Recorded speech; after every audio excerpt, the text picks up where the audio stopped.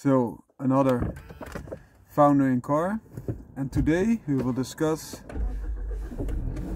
the evolution of the sportive hot hatchback Suzuki Swift. So it all started with the first generation Swift GTI, 100 horsepower, but very low in weight, approximately 740-750 kilograms. But it had some drawbacks. It only had disc brakes at the front. Then the second evolution of the Suzuki Swift GTI came, which had disc brake also at the back and one additional horsepower, but a better underpinning suspension setup, also better anti-roll bars, etc., better gearbox, and a lot better drag coefficient. This was the car that was my first car that I bought. A very nice car. Still the gearbox was not very strong. And then everything stopped with the GTI. There was some claims that not all manufacturers could use it. So after a long time of usage, only Volkswagen Group and also Peugeot Group continued using this term. In my opinion, this is just a little bit silly, but okay. They went for a smooth transition in that. And then came Japan only Swift, because in other markets, including Europe, this was called the Ignis. And that came with a sportive version called Ignis Sport. So in Japan this was known as the Swift Sport. And this came with a 1.5 liter engine, whereas the Swift GTIs came with a 1.3 liter engine with 101 horsepower with 1.3. It was coded the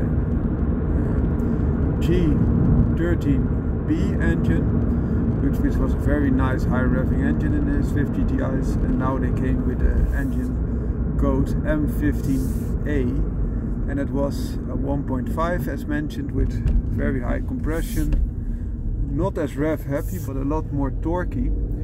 And they came with other improvements. So they installed a very strong gearbox with a close ratio in it, and I had two of these cars, one in red and the second one in yellow. I really like this car, very boxy shape. It was not as low slung as the Swift GTIs were, a lot higher, but it had a very stiff suspension, good brakes all around, Recaro seats as standard. Also it had a close ratio gearbox and a good engine in my opinion. It was also extremely stiff and was doing well in the Junior World Rally Cup. So this car weighed approximately 910 kilograms, so a little bit heavier, but the performance was at least as good as the Swift GTI, in my opinion a lot better. Then the Swift returned as a sportive member of the Suzuki family, and this meant the end of the Ignis as a sport version. So the next generation became the Swift Sport, the first generation of Swift Sport, also coded the ZC31S, and this made use of an evolution of the M15A engine and the M16A engine. And in its first iteration it had 125 horsepower. The weight went up approximately 150 kilograms compared to the Ignis Sport, so that was a bad thing. But the Ignis Sport had 109 horsepower and this one had 125, so it was almost the same performance. It had a more sleek design, also a little bit more the mini look. So the very upfront windscreen at the front. And this is the evolution that started the actual Swift Sport, and that then went on to a next iteration. So the next generation of Swift Sport, the ZC32S, again with that M16 engine evolving now to produce 136 horsepower, and for the first time, because all those other gearboxes had 5 speeds, now it had a 6-speed gearbox, which was a good thing, of course. That meant that you could even keep the ratios even closer, and also you could have some overdrive possibilities. Also additional tech found its way, like cruise control, etc. The first generation Swift Sports, the ZC31S I am referring to, was very stiff, close to that of the Ignis Sport as we know it in Europe. And the ZC32S, the second generation, had a more supple, had a lot more supple underpinning, so you had less, less demanding suspension, and that offered a more supple ride, of course. Then the current generation Swift Sports evolved, so we are sitting in one now, and this is called, this generation, the ZC33S, so the third one, and it switched the M16 naturally aspirated engine for turbocharged engine. The first one was the K14C, so a 1.4 turbo engine producing approximately 140 horsepower. Oftentimes on the dyno a lot more, but just let it rest here. But an enormous bounce in torque. So where the ZC32S with 136 horsepower had only 160 Nm of torque, this K14C in the ZC33S produced 230 Nm of torque. So only 4 horsepower up, but on the other side 70 Nm up, which you really will feel. In the meantime, they were able to up the technology but decrease the weight with the new Hothatch platform. Also, this car is even more rooming than the former Swift Sports, so that's a very interesting feat. So whereas the ZC32S and ZC31S before it were a little bit over the 1000 kilograms, the ZC33S with the 1.4 turbo booster jet engine clocked in around 940 kilograms, so that's almost 100 kilogram lighter, and that added to additional horsepower and especially additional torque and better underpinnings and a better brakes and gearbox. You can imagine that this is a much better performing car, and also it has the benefit, because it's a turbo engine car, that you can easier change things in it.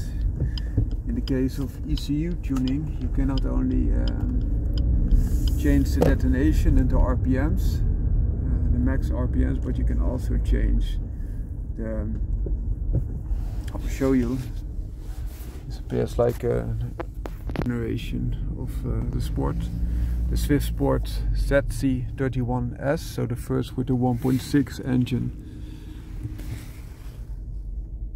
to my car, and that gave it very nice performance. So, and also if you want to tune it, you can not only change the detonation and the RPM, the max RPM, but also change the turbo pressure.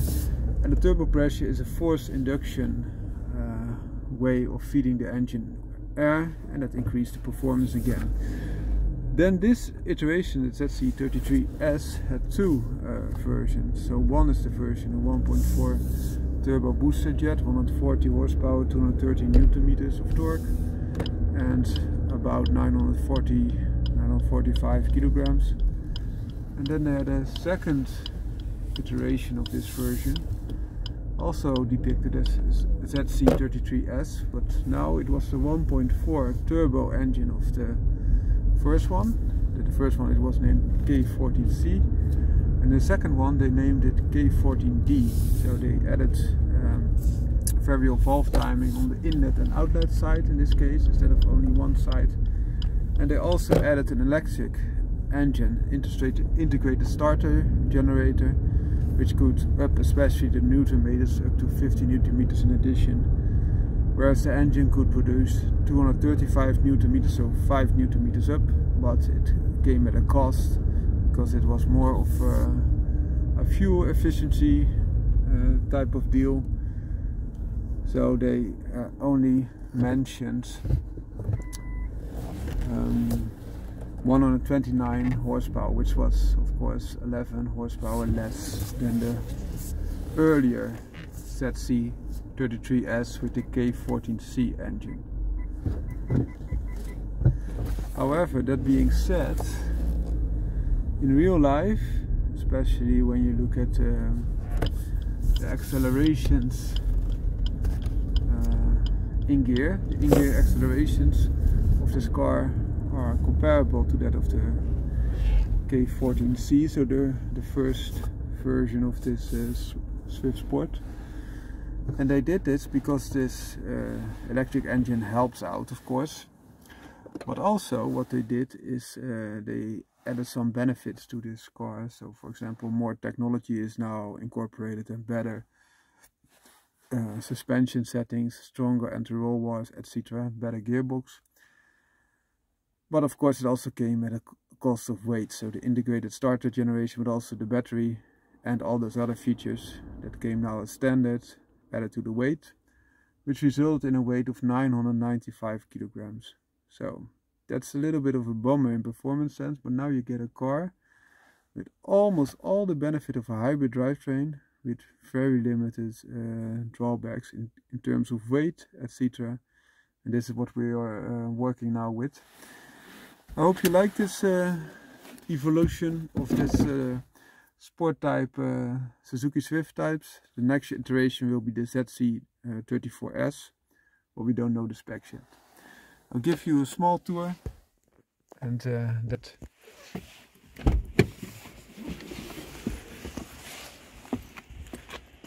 Also the very nice bucket seats, what you see here.